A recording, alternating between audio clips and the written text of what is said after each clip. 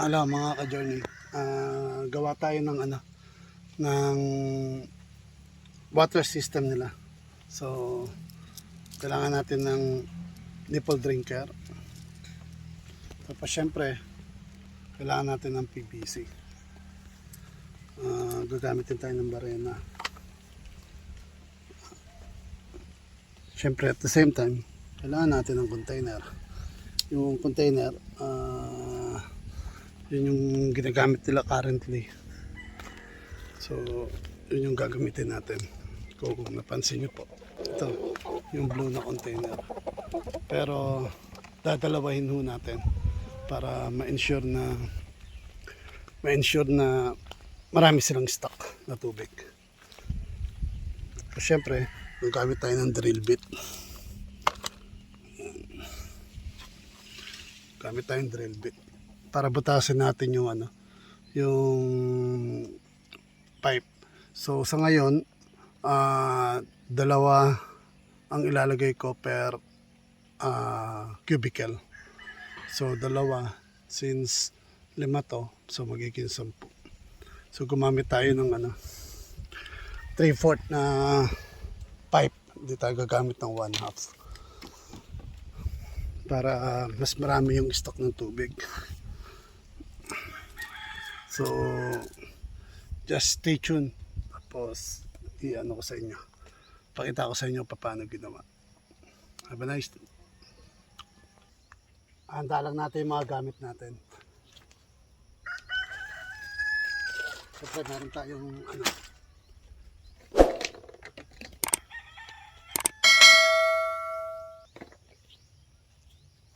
meron tayong pandikit. Tapos una-una natin gagawin, markahan muna natin yung ating pipe para sigurado na hindi tayo mawawala at align yung ating nipple drink.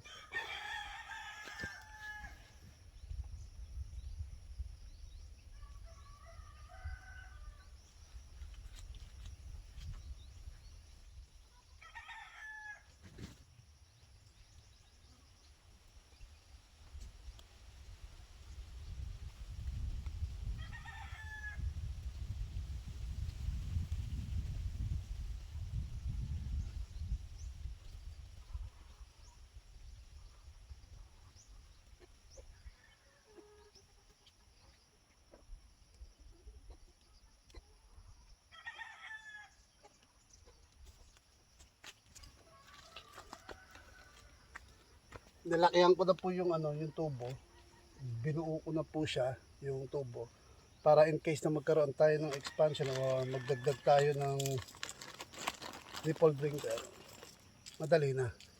Hindi na tayo mag-worry na wala na akong space or papalitan na naman natin yung bago nating tubo. Just stay tuned.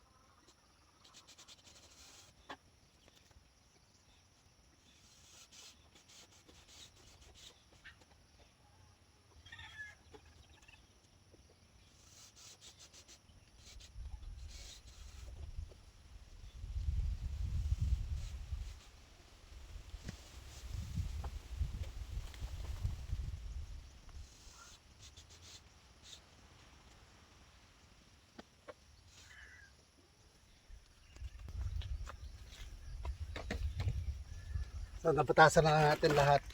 lagay muna natin yung mga nipple drinker.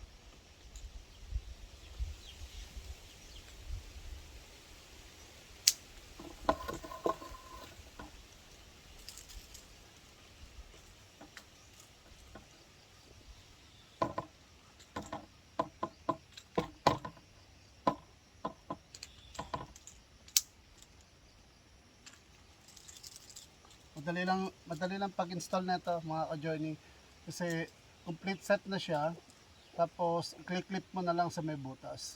Make sure lang yung butas na ginawa natin kasya po dito, tapos i-click-clip lang natin siya. Tapos medyo mahirap siya tanggalin pag naikabit yun na, mahirap tanggalin, kaya masasabi ko na medyo okay siya, pero syempre kailangan pa rin natin testingin. Tapos meron din siyang gasket na goma. Nakikita nyo po, yung kulay blue yata yan. Yung gasket. So, may iwasan na ito yung pag-leak ng tubig. Pero syempre, dapat yung kasinlaki lang din ng butas, ay kasinlaki lang ng pipe ng nipple drinker, yung ibubutasin nyo. Huwag naman yung sobrang laki, kahit pag nalakihan nyo naman masyado, syempre, magkakaroon ng leak na yun.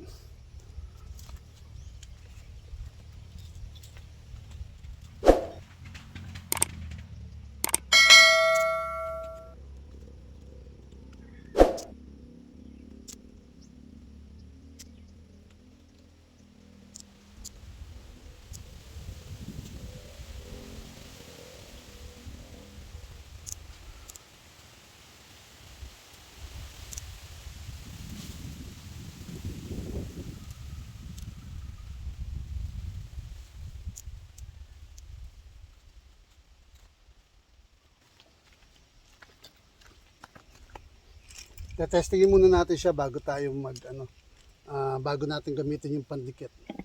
Kasi baka mamaya sumablay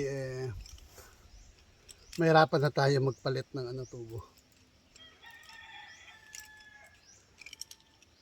Kakabit lang natin siya.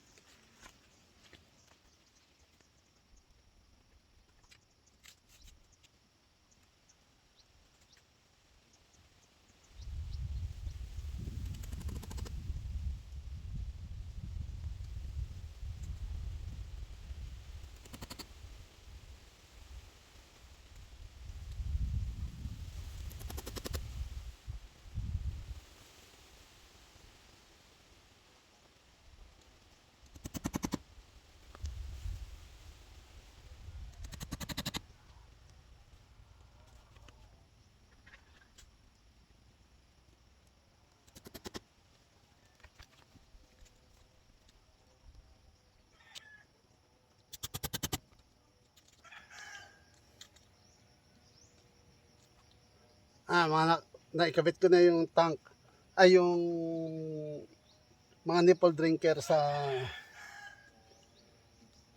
ating pipe. So install muna natin yung install din natin yung tangke na paglalagyan natin ng tubig. So just stay tuned mga ka-journey.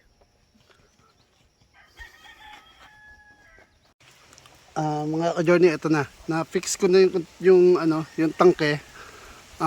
Sa ngayon, isa lang muna ang nilagay ko para sa susunod i-upgrade ko na lang siya sa dalawa, ipagko-connectahin ko siya.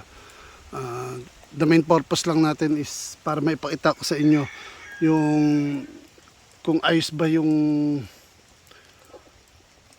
ating nipple drinker. So wag nyo na lang po munang pansinin yung mga may tumutulo. The reason is Hindi pa ho natin siya nilagyan ng pandikit. So kaya lumalabas pa yung tubig doon. Pero overall, nakita niyo po yung nipple drinker. Pansinin niyo po yung nipple drinker, wala po siyang tulo. So dahil hindi pa siya na ikakabit dito. Ay na pag pinikyan ng manok, saka lang lalabas yung tubig. So mapapansin nyo, ayun po, tumutulo yung tubig. Pagkapik ng manok, saka lang lalabas. So ito rin po yung sa kabila. So the rest is okay. Kaya masasabi natin na tagumpay yung ano natin, yung ating pagkabit ng nipple drinker. So kung matatanong nyo kung saan ko ba nabili itong nipple drinker, binili ko lang po ito sa Shopee. So kayo na po bahalang mag-search.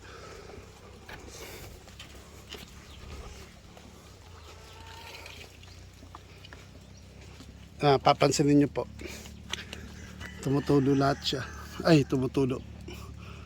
Ito po yung connector ng ano, kaya may tulo kasi hindi ko pa nalagay yung pandikit. So inano ko lang muna para ma-test natin kung gumagana ba siya o hindi. So overall I can say they are all working in good condition. Ayan po. Ayan po yung tubig niya. Pagka pinarest natin yung nipple drinker,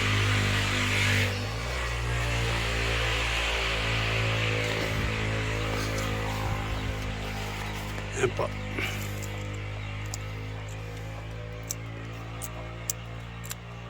Kusa rin pong umihinto yung tubig. Kaya pag hindi siya pinik ng manok, walang lalabas na tubig.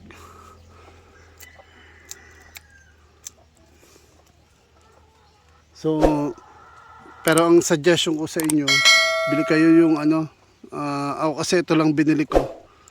Kasi ang plano ko, lalagyan ko rito ng buhangin just to absorb yung extra water na hindi maiinom ng manok natin. Dito lalagyan ko po siya ng buhangin para i-absorb niya yung ano, yung tubig. Madali niyang i-absorb yung tubig. At hindi mangamoy yung ating manukan. Later on, plano ko rin palitan to ng ano, nung merong cup para masasalo nung chicken, ay masasalo nung cup yung water. Kaya yun ang maganda ron sa may cup. Kaya kung bibili kayo, bilhin nyo po yung may cup para sigurado. Ayan po, tingnan nyo.